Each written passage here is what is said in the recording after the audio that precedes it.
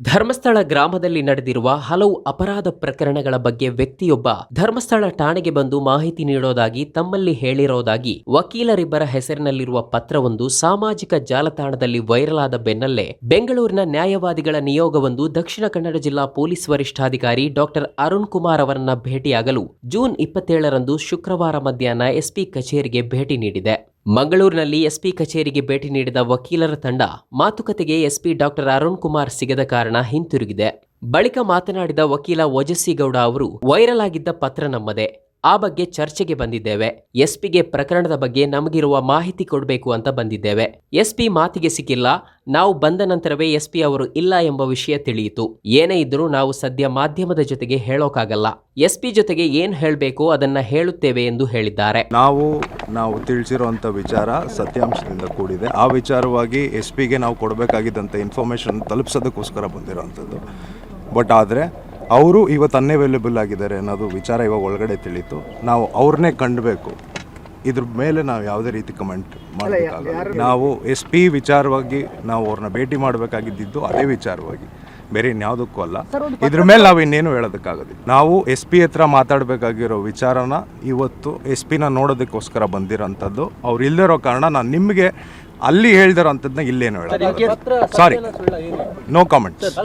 ಪತ್ರ ಹೌದು, ಅದು ನಮ್ಮ ಪತ್ರನೇ. ಸೊ ಆ ಪತ್ರ ಅಲ್ಲಿರೋ ವಿಚಾರ ಏನಿದೆ ಆ ವಿಚಾರವಾಗೇನೆ SPನ ಭೇಟಿ ಮಾಡಕ್ಕೆ ಬಂದಿರೋಂಥದ್ದು.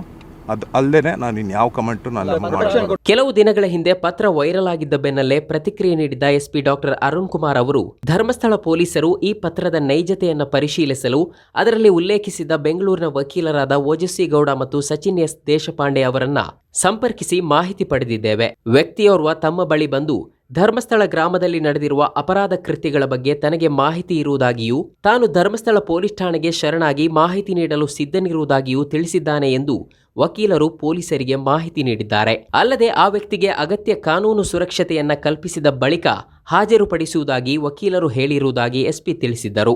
ಸಂಬಂಧಪಟ್ಟ ಆ ವ್ಯಕ್ತಿ ಠಾಣೆಗೆ ಹಾಜರಾಗಿ ಮಾಹಿತಿ ನೀಡಿದಲ್ಲಿ ಮುಂದಿನ ಕಾನೂನು ಕ್ರಮ ಕೈಗೊಳ್ಳಲಾಗುವುದು ಎಂದು ಜಿಲ್ಲಾ ಪೊಲೀಸ್ ವರಿಷ್ಠಾಧಿಕಾರಿ ಹೇಳಿದ್ದರು. ಆ ಹಿನ್ನೆಲೆಯಲ್ಲಿ ವಕೀಲರಾದ ಓಜಸ್ಸಿ ಗೌಡ ಮತ್ತು ಸಚಿನ್ ಎಸ್ ದೇಶಪಾಂಡೆ ಸಹಿತ ಬೆಂಗಳೂರಿನ ವಕೀಲರ ನಿಯೋಗ ಇಂದು ಎಸ್ಪಿ ಅವರನ್ನ ಭೇಟಿ ಮಾಡಲು ಮಂಗಳೂರಿಗೆ ಬಂದಿತ್ತು. ಸಾಮಾಜಿಕ ಜಾಲತಾಣದಲ್ಲಿ ಹರಿದಾಡಿದ ಆ ಪತ್ರದಲ್ಲಿ ಏನಿತ್ತು?